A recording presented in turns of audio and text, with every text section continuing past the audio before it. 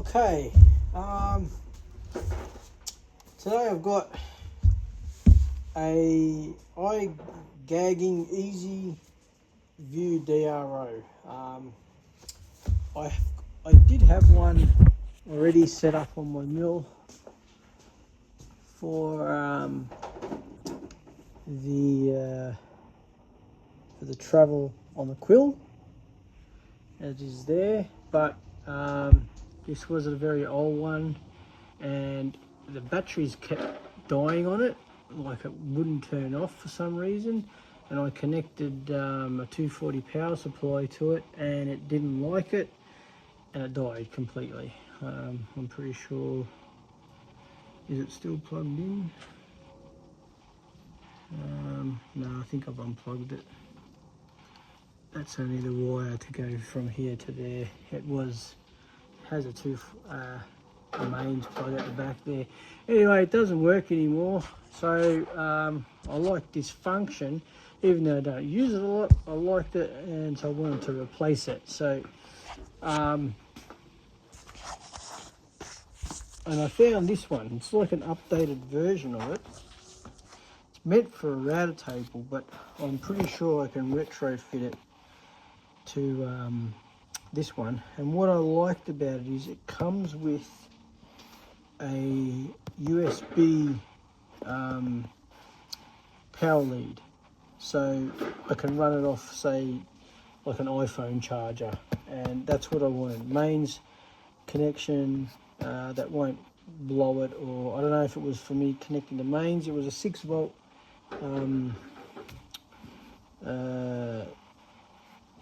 transformer, like one of these, something like that, but it was a 6-volt one, and it worked, and then all of a sudden it stopped working. So I don't know if it was that, or if it's just that it was very old and something else was wrong with it.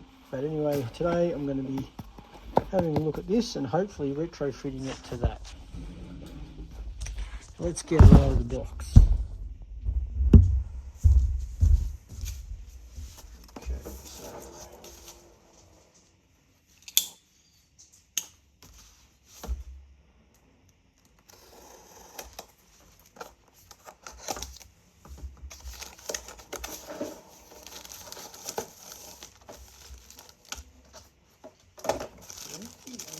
So it does take batteries, but I don't want it to run on batteries because they keep going flat and you've got to keep getting them all the time.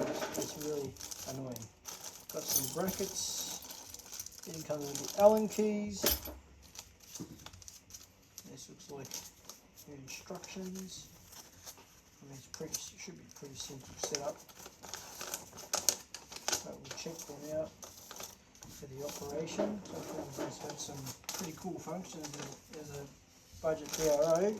Got our power lead, there's our USB connection, some more little bracketries in there. Alright, let's set that out. Here's the main body.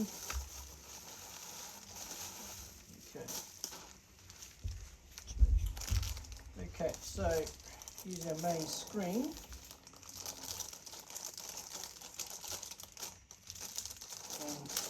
A little bigger than I expected, actually.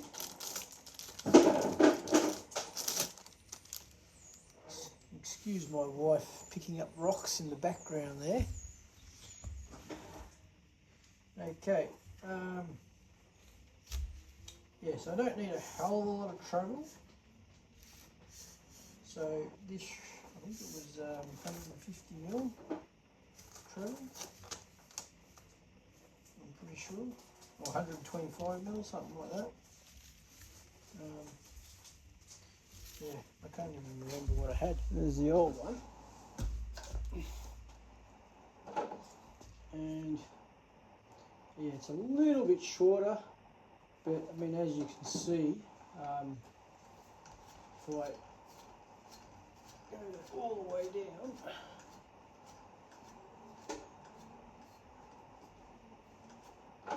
I think I've got the stops set up there. Why don't you stop down it? I don't think there's too much more travel than that.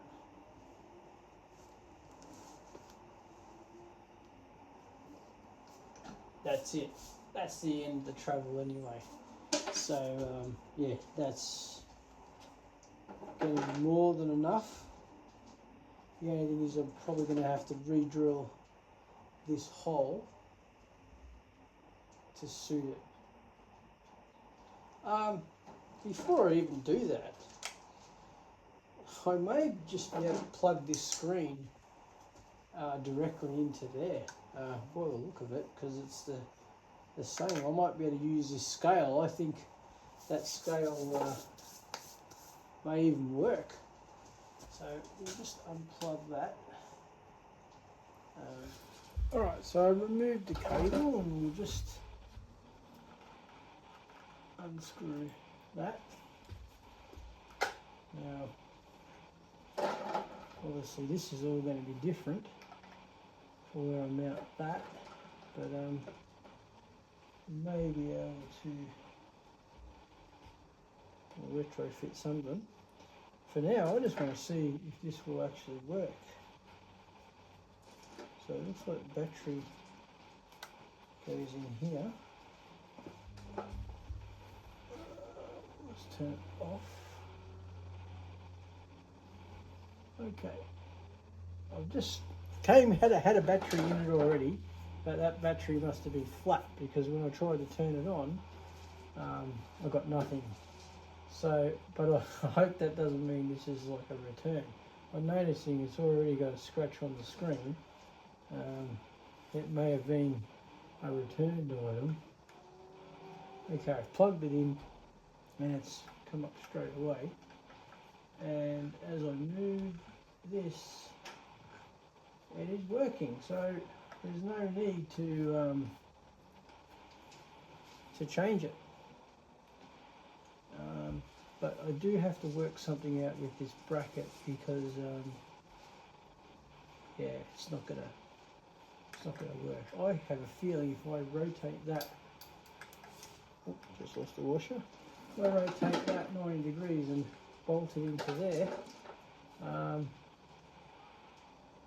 that'll work just fine. Suffice that, I drill a hole. There's already a hole in that. We can just bolt that straight onto there. Looks like the little TOS sign is going to get in the way, but we could always pack that up. Okay, we'll turn this off. It becomes a very convenient install for me then, because a lot less for me to worry about.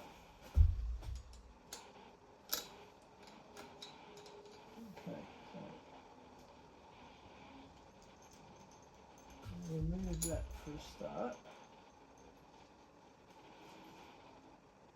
And this is an original bolt hole for it's like a cover. So I haven't even had to drill anything into that. But if I can, yeah, well, that's definitely the wrong size for that. So we'll take that off.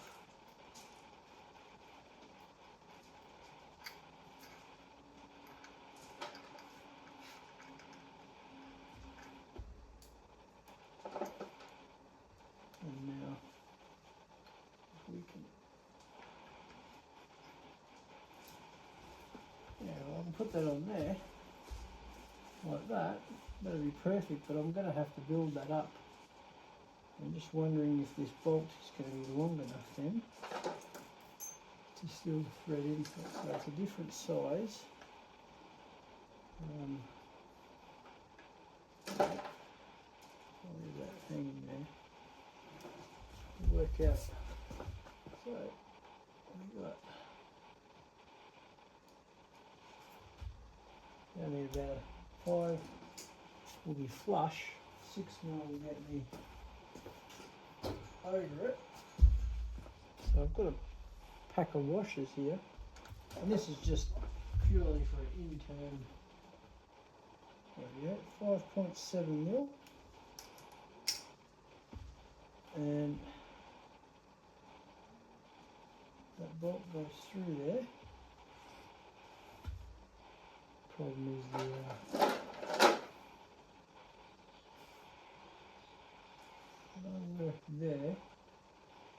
just see if this bolt is long enough to then still take in some screws. I might need a little bit longer bolt because we've got that to take up as well. It's really not. Lost all my washers.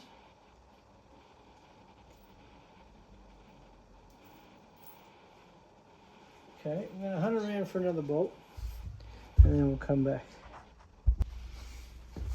Alright, so I'm over here at drill press. A little dark here.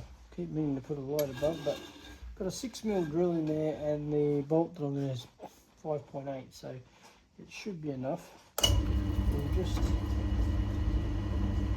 try and make a hole in the centre there.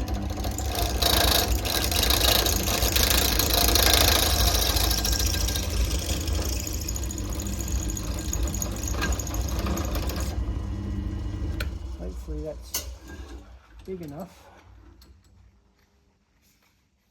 for our bolt to go through. We'll go back over to the mill. Right, so we've got our bolt. It's slightly longer than the old one and it fits through our newly drilled hole. Placing it through it. We want to get the direction of it.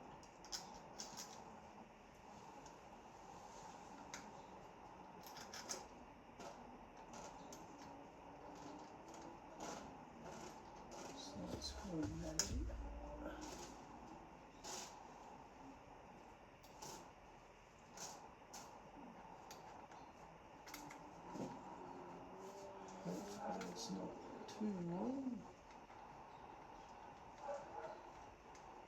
Oh, perfect. So now just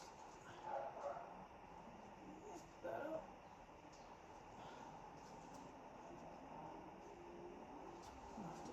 Hold it nice and steady.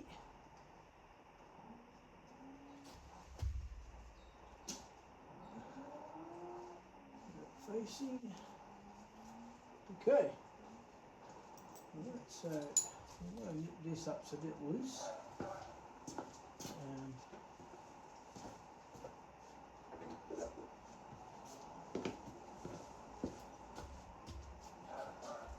Shifter should nip it up.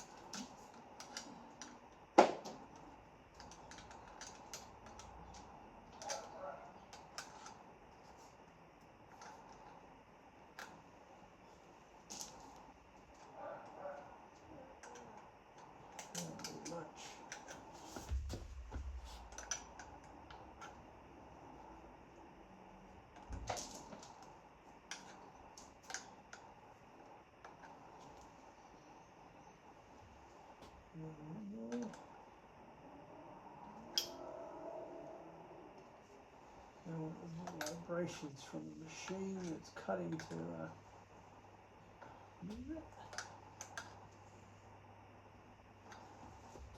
That feels nice and solid now. Okay, so we'll plug. Just have to excuse me while I put the orientation. Okay, now we'll have to do some cable management for it, no doubt. Actually, just until I can come up with something better, I might run the cable through there, out there, just to stop it. Okay, now that's out of the way, we'll switch her on. Well, there we go, and that is actually bigger and more backlit. Hopefully you're in the frame there that you can adjust.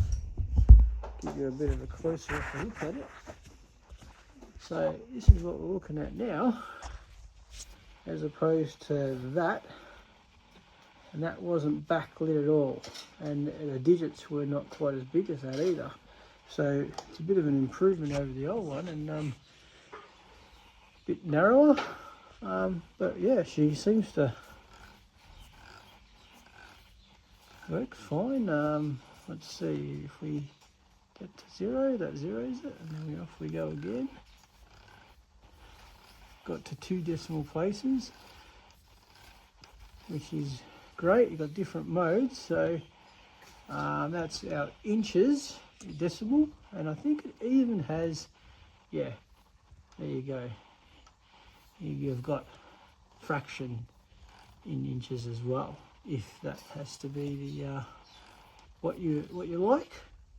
So not a bad little setup. Great that I could still use this scale and just plug in with the screen. The whole kit and caboodle that came in the box was about, I think, just under $80. That was on sale, and I got it from a place called Timbercom. They're a woodworking place in Perth. So this is meant to be for a router table. So you can adjust the height of your router.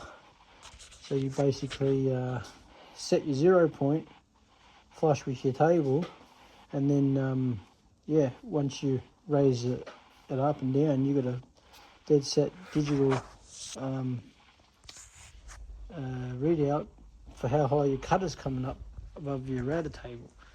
Very similar to this sort of setup, and it's upside down. And yeah, I like that. I'll take it back to metric because I'm a metric man, but yeah, sometimes you do need to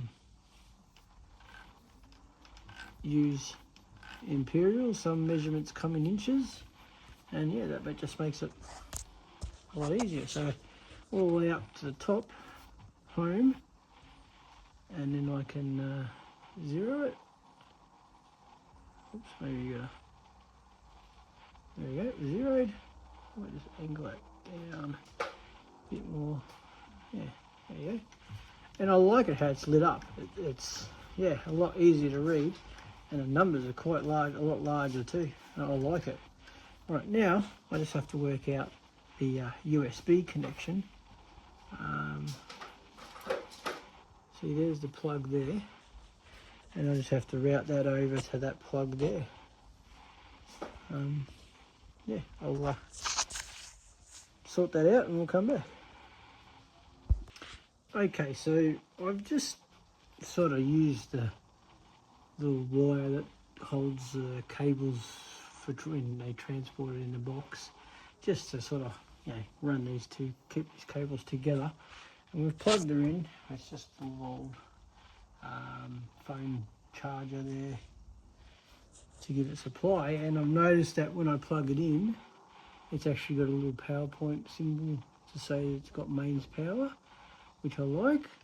So I wondered if I had to remove the battery or not, but as soon as I plugged that in and turned it on, it's showing me that little plug there. So we're running off mains, I'm assuming that means.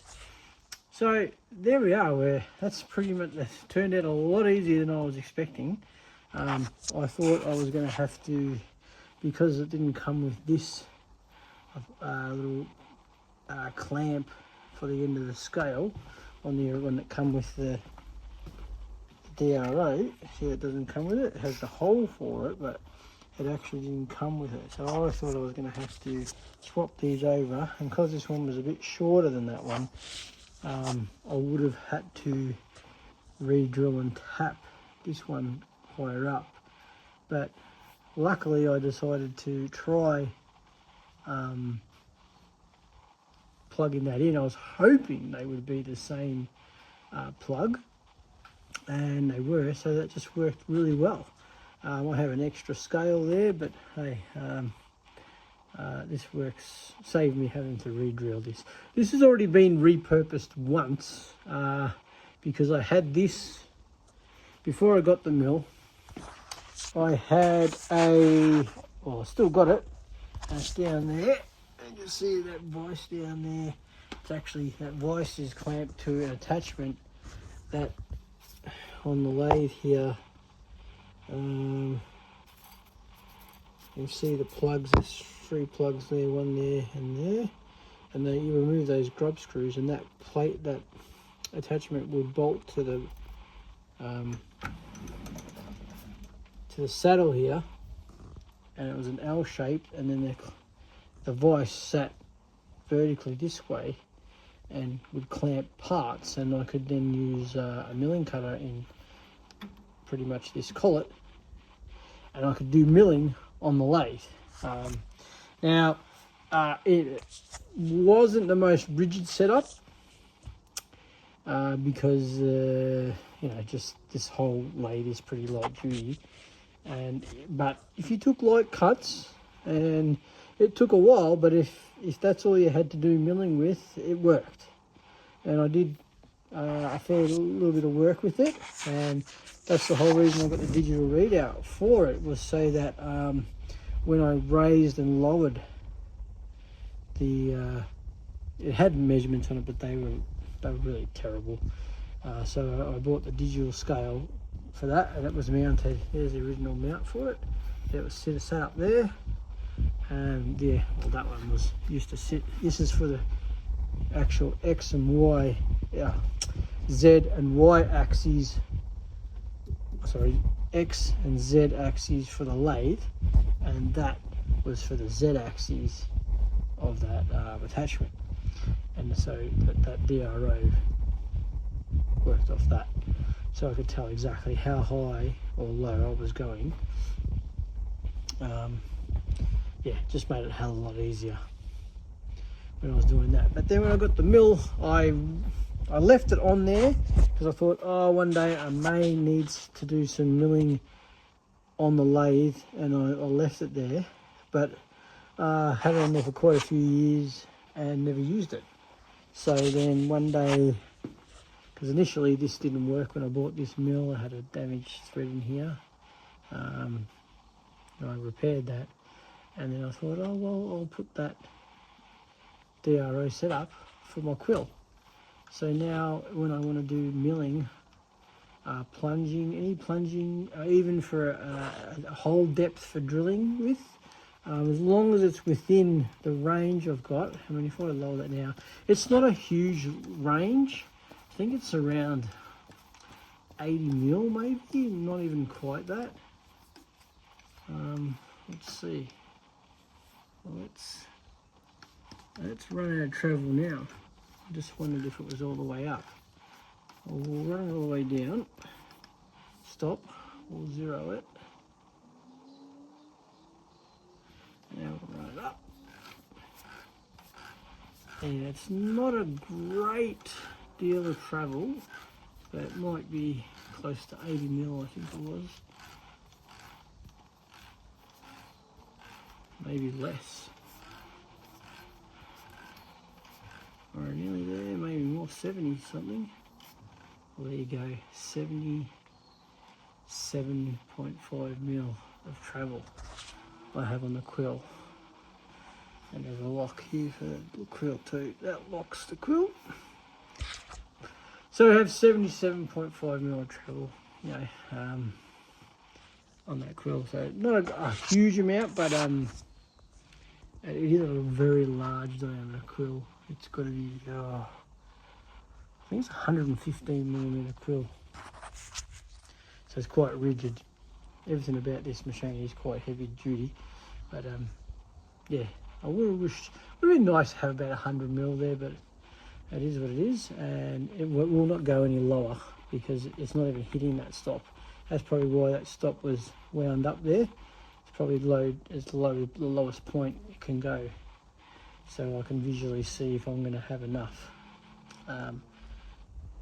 room to get depth or whatever I'm machining. But there we go. So I'm really happy with that. Fixed another problem that I don't know what happened to that one. I might have shorted it out by putting too much power through it, even though it was 6 volts, but this is a 5 volt. Maybe that extra volt made a difference. Didn't like it. Anyway, we're working now, and it was a fairly easy install. Not a lot of mucking around. Basically, all I do is replace one bolt and drill that hole a little bit bigger and just reroute the wiring, and we were done. So again, this is an eye-gagging, easy view, and I got it from Timbercom. They're a woodworking plate supplier in Perth, and yeah, it's actually meant to be a router height gauge, or router height DRO for your router, and yeah, they do sell the ones like these. It was a little bit dearer, and I was hoping that this DRO would fit that, and as it turns out, it did. Otherwise, I would have retrofit it to fit, because I knew I had these brackets to go over the edge, because I knew it didn't have that. So one way or another, it was just going to be a little bit more work, and I'd rather the smaller screen, and the fact that I had mains power. Well, it doesn't come with the transformer, it only came with the lead, but I knew, I mean, I could buy any phone USB outlet thing would have worked for it, so they all supply 5 volts sort of thing, so that wouldn't have been too hard to get.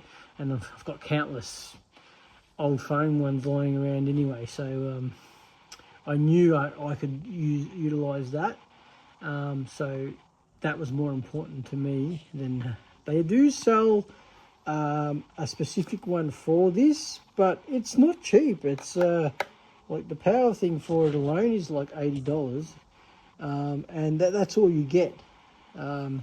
These are made to link together. As you can see, there's a hole there that would screw into that base holder there. Right, so that one sits on there, and then there's a hole here that if you had another one, you can double them up, and then you can triple them up. So you can have 4 of these all stacked up on top of each other for your X, your Y, your Z, and your quill travel as well. And they all stack up, and they do sell the mains power that will loop into one, into the next, into the next. You know, you can get one that has 3 that loop into each other and run off mains power. I didn't want that because I only had the one DRO, and I also they do have a single one, but again, you still were paying around the $80 just for that transformer. And if you bought another, and I needed another DRO because this one didn't work, so there was another, I think around $100 for the setup with this, and it came with that, and you got some little brackets and stuff with it to try and match your application as well. But I already had all that, and I really only wanted this, and this particular one was on special for I think $70, just over $70. So it wasn't a and it had that lead, and that was it. That was a clincher for me. And I like the fact that it's backlit. I don't think those ones are backlit like that one is, and I like that function too. So I'm happy, and I'm really happy with it. It works well. It'll save me having to run out of batteries all the time in the future. I just got to clean up the wiring. One thing I will let you know is that it actually came with some cable management clips. They're there. They're nothing spectacular, but by the look of them, you're meant to cut up. There's some double-sided tape adhesive, and you just cut that to size, peel it off, stick it on, and stick that to the back of there, and then stick that on. Whether you're happy with that, I think I prefer a more along the lines of this sort of clamp type style. I've 3D printed some type clamps, and I'd be more inclined to go that way than use a stick-on, because this is, I could clean it with acetone, but yeah, I don't know how the adhesive would go in such a greasy environment. It might not last. So I think I'll go for the drill and tap method and put like some kind of clamp. I can always 3D print some stuff to hold both cables here and then go to one.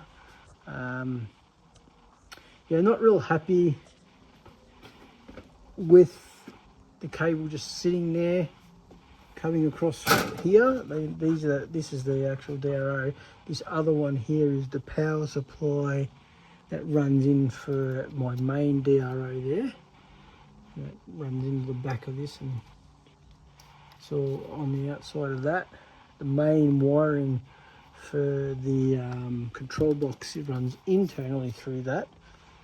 I could have run all of it through there, but it was just easier to run it and cable tie it to the outside. So if I ever needed to access it, it just made it easier. But yeah, I really need to do something about this. But the plan for that is to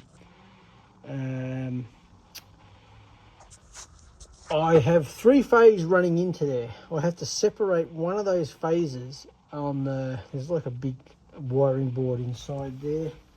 You'll see it in there. And I need to separate one of those phases, and then I can bring that out and actually have a power point just located here. So then I can run these cables down and just plug into the power point, which is mounts on this plate here. That will be ideal. Yeah, that needs to be in the future. I've had this mill for quite a long time and I still haven't done it, but yeah, in the future that will be done, just to neaten all that up there. I'm not really happy with that the way it is, and now I've done that, I have another reason to put a double power point there. Actually, I may even need 3, because this light runs on 240, and that plug right, I'll zoom in more, so you've got 3 plugs there. Okay, well, that plug on the left hand side is the power supply for that light, and the black one obviously is the one I just for this DRO up there, and the other one is running over to here to supply lights and power to my lathe.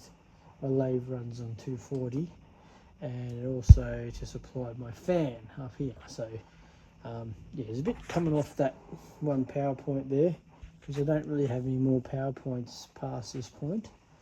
So that could be another thing in the future, is to loop off that particular power point and create another one further down here just for the lathe. And then once I put those and run them off the machine here, I can then run the fan off that power point there. So in the future, but yeah, just a little quick little install there, and I suppose it's a bit of an upgrade because it's now backlit, and it's running on mains power now, not relying on battery, because it used to annoy me, like every time I go to use that, the battery would be flat, and I'd have to hunt around, replace the battery, and then the same thing would happen the next time, because like I wasn't using it a lot, but when I needed it, and yeah, I always had a flat battery. But now I don't have to worry about that, and that's all set up. So, and it was very minimal work. I have a little bit of work to do with the cable management, even on this side. This one should really be, you know, a couple of things to hold them in place. But yeah, it's a lot better, and it'll work. All right, guys, thanks for watching. Till the next one. See you later.